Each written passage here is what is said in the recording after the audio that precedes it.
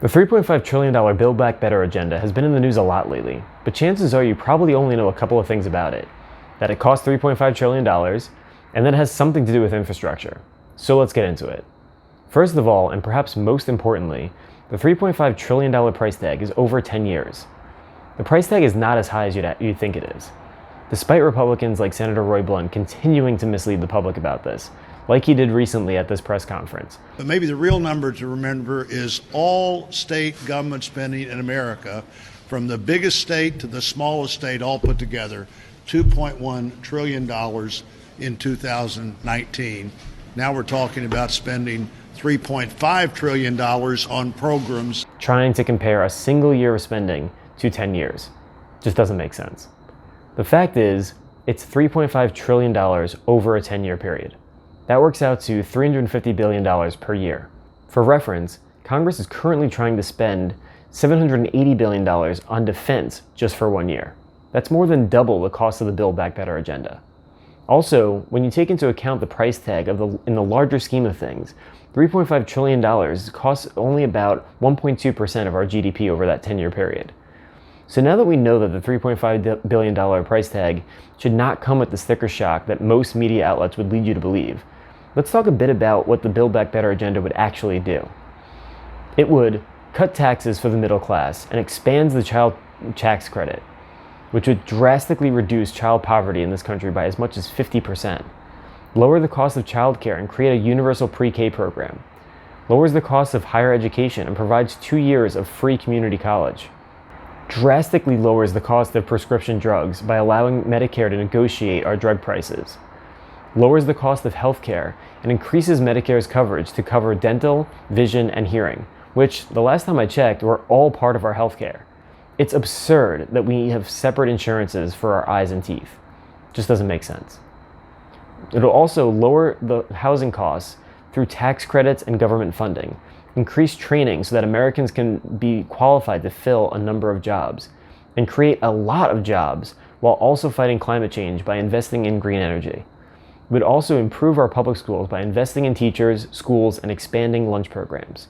On top of all of that, the Build Back Better agenda plans on paying for many of these initiatives through a retooling of our tax structure to ensure that the richest Americans and corporations are paying their fair share. They'll do this by repealing many of the provisions in the $2 trillion tax cut that Trump and Republicans gave to the wealthiest individuals and companies. And they'll also raise taxes on these uber-rich people and corporations. By some estimates, the top 1% in this country evade paying $160 billion in taxes a year. In the last year alone, 55 of the largest companies paid $0 in federal income taxes, despite raising more than $40 billion in profit. And before you are worried about your taxes getting raised, know that anyone making less than $400,000 a year, which in my opinion, that's pretty wealthy, would still not see their taxes go up at all. We need to do a lot more to deal with the wealth gap in this country. The top 1% have more wealth than the bottom 50% of our country. The top 10 wealthiest people in our country, they're worth more than $1 trillion. Trillion, with a T. Meanwhile, many Americans still live paycheck to paycheck. We have children that are going hungry. We have homeless veterans. And we have people that are going bankrupt or dying because they can't afford health care. It's absolutely disgusting, immoral, and frankly, evil that we have such a disparity of wealth in this country. But I digress. Back to the Build Back Better agenda. Besides all of these amazing things that the plan would accomplish, it's also wildly popular among the American people. Just look at some of these polling numbers. Depending on the poll that you look at, the plan gets between 66 and 62% support amongst Americans. Among independents, it polls really well at 60%. And among Democrats, the Build Back Better agenda polls insanely high, between 85 and 93% of all Democrats supporting the agenda. Even about 40% of Republicans support the plan. So with all that support, why hasn't this thing passed yet? Well, the main reason, besides Republicans not wanting to do anything to help the American people, is Senator Joe Manchin from West Virginia and Senator Kristen Sinema from Arizona. These are two Democrats that aren't acting like Democrats right now.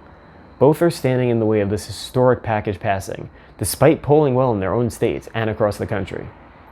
Sinema is losing a lot of support in her home state for these actions.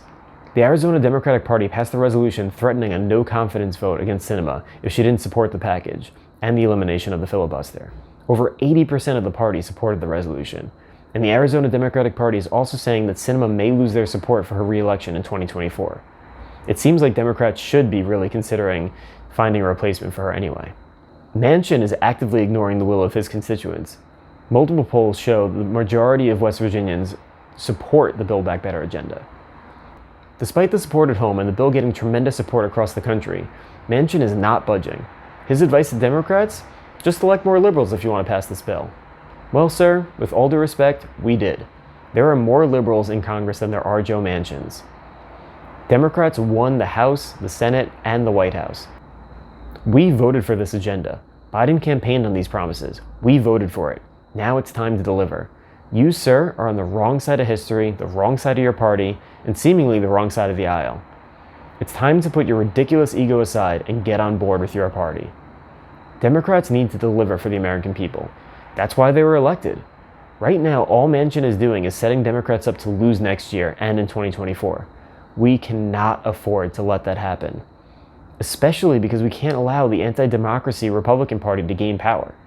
The Republican Party today is run by insurrectionists, racists, authoritarians, and folks who would like to roll back women's rights, voting rights, and LGBTQ rights by decades. They cannot regain control of Congress or the White House. Too much is on the line. This bill, along with the Freedom to Vote Act, the Voting Rights Advancement Act, and the Protecting Our Democracy Act, all must pass. It's time for Sinema and Manchin to get out of the way of Democrats' priorities and progress. All they're doing now is helping Republicans and putting our country at greater risk.